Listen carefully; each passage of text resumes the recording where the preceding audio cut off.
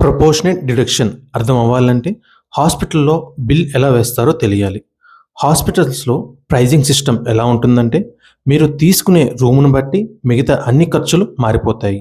For example మీరు తీసుకునే room 5,000 అనుకోండి. అప్పుడు డాక్టర్ ఫీజ్ 1,000 అయ్యుండొచ్చు.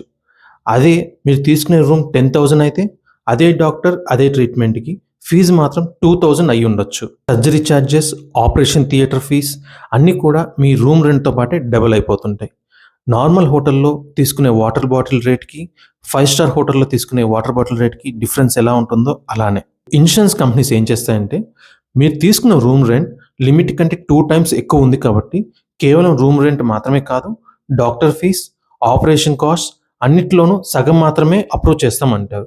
రిమైనింగ్ హాఫ్‌ని మీరు మీ పాకెట్ నుంచే పే చేసుకోవాలని చెప్తారు. For example me total hospital bill 4,00,000 అనుకుంటే, ఇన్స్యూరెన్స్ కంపెనీస్ 2,00,000 మాత్రమే అప్రూవ్ చేస్తారు. రిమైనింగ్ 2,00,000 మీ పాకెట్ నుంచి పే చేయాలి అని చెప్తారు.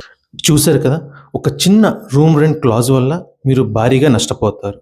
సో, నెక్స్ట్ టైమ్ మీరు ఇన్స్యూరెన్స్ తీసుకునేటప్పుడు ఈ 2 పాయింట్స్ క్లియర్‌గా చెక్ చేసుకోండి. రూమ్ రెంట్ క్యాపింగ్ అస్సలు ఉండకూడదు. కో పేమెంట్ క్లాజ్ దగ్గర నో కో పేమెంట్ అని ఉండాలి.